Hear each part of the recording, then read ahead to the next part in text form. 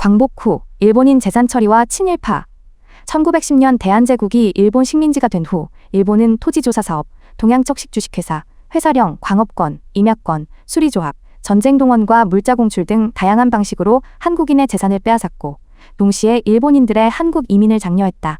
그 후 1945년 일본이 패망하고 한국 땅을 떠나면서 일본 정부와 개인이 소유했던 재산, 즉 귀속재산 처리 절차가 진행되었는데 이 과정에 대해 알아보자. 해방 직후인 1945년 9월 25일 미군은 미군정 법령 제33호를 통해 일본 정부, 공공기관, 단체, 회사, 개인 등이 소유한 일체의 재산을 몰수하여 미군정청에 귀속시켰다. 이는 패전국 일본의 재산을 동결하고 향후 수립될 대한민국 정부에 이양하기 위한 목적이었다. 이후 1948년 대한민국 정부가 수립되고 미군정청은 귀속재산을 대한민국 정부로 이양했다. 그러나 실제 귀속재산 처리 과정은 여러 문제로 인해 혼란스러웠고 이 과정에서 친일파들이 부당하게 재산을 취득하는 경우가 발생했다. 우선 해방 직후의 혼란스러운 상황과 미군정의 미숙한 관리로 인해 귀속재산의 목록화나 관리가 제대로 이루어지지 않았다. 또한 한국 정부로 이양된 후 귀속재산을 일반 국민에게 불화하는 과정에서 각종 비리와 특혜가 난무했다. 특히 당시 정보 요인이나 유력 인사들과 인맥이 있는 친일파들이 싼값에 귀속재산을 불화받는 경우가 많았는데 기업이나 부동산 등 규모가 큰 재산들이 이러한 방식으로 넘어갔다.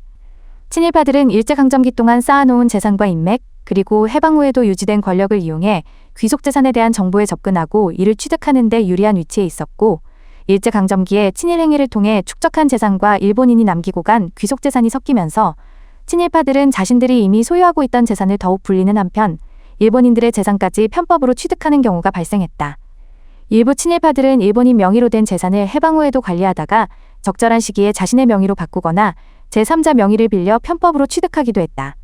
명목상 일본인 재산은 미군정을 통해 대한민국 정부에 귀속되는 것이 원칙이었지만 실제로는 해방 직후의 혼란과 정부의 미숙한 관리, 그리고 친일 세력의 기득권 유지를 위한 부패와 권력 남용으로 인해 상당수의 귀속재산이 친일파들에게 불법적이거나 편법적으로 넘어갔다.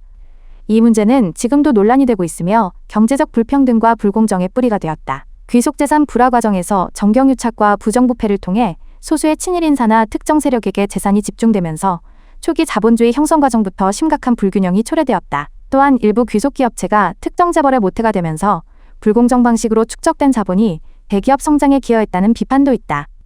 이러한 문제 해결을 위해 지난 2005년 친일반 민족행위자 재산의 국가귀속에 관한 특별법 등이 제정되어 그동안 상당 규모의 재산을 국가로 환수하는 실적을 거두었다. 다만 여전히 남아있는 은닉재산과 후속관리의 투명성 문제는 앞으로 해결해야 할 과제다. 이 내용이 좋았다면 좋아요, 댓글, 구독 부탁드려요.